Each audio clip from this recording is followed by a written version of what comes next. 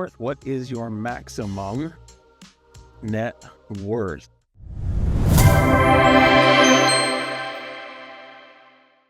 And I think I was like most people in my previous understanding, most of my life, I never really thought about net worth that much. I was trying to get through the day, right? Was trying to make ends meet, have a little bit of money set aside. And then that was in my younger years, once I had a family, I wanted to be a provider, but still I was focused on ministry and impact and not really creating a financial legacy for my family. And it wasn't until my kids were older and we started to have more bills and things pile up that I realized that I could not be the provider for my family and not look at how to build some kind of wealth for them, right? That they deserved me providing more than I was providing. I don't know if you have somebody in your life that you can think of right off the bat when you hear that statement, somebody that you think deserves more than you are currently providing them.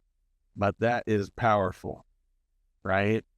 And so I always had, once I really started focusing on being a provider, and I opened my mind to the fact that our business is ministry, our business does have an impact in our community, and that ministry was not, living out your faith did not have to be full-time ministry. We can live out our faith in whatever capacity of life we're in, whatever job we have, whatever business we run. So once I made that transition, started investing in real estate, started growing our net worth, and I always had the perspective that I would try to reduce my costs today, my living expenses, and push everything towards building net worth so that someday, if I defer the reward, someday the reward would be bigger, right? And so naturally, we're out there hustling and we start to build net worth and we start hitting those goals that we thought we would never hit, right? So that goal that you say, someday I would love to achieve this amount of wealth. And, right now we're just, for the simplicity of this conversation, we'll talk about wealth as net worth, okay? I know we can talk about wealth as number of days you can live without working and more of a cash flow figure. But for simplicity right now, we're just going to talk about net worth. So that always grew. And once you start to own a lot of assets, that will naturally grow, right? As long as you're holding assets, paying down debt, your net worth will go up. There may be a blip. The economy adjusts for a couple of years, but over time, it will always go up.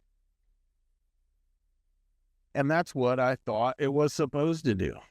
I thought our net worth should always go up so that whatever I have today, my kids should inherit more, right? Because as an investor, your income really will continue to go up over time. It's a different model than a W-2 employee who saves money for retirement, so their net worth goes up, their retirement savings go up, then they retire and they start spending it down. Real estate investor, if it's based off of rents, then we should always pay off debt, rents should go up, and so theoretically our income should keep going up.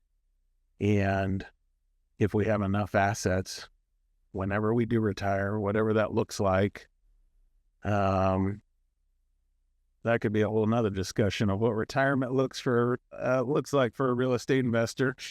But whenever we do retire, it should be we're living off of rents and we don't have to sell properties. So it should be our income just continues and net worth continues to go up. That's what I thought, right? So interesting thought lately is, why would we want to die with that much? So if we have a target goal of passing on a certain amount of money to charities, children, heirs, whatever, whoever we want to get it to, and if we have a goal of a certain amount, being the amount we would like to give, then once we hit that target, no matter what age we hit it, then there is very little point of saving more money.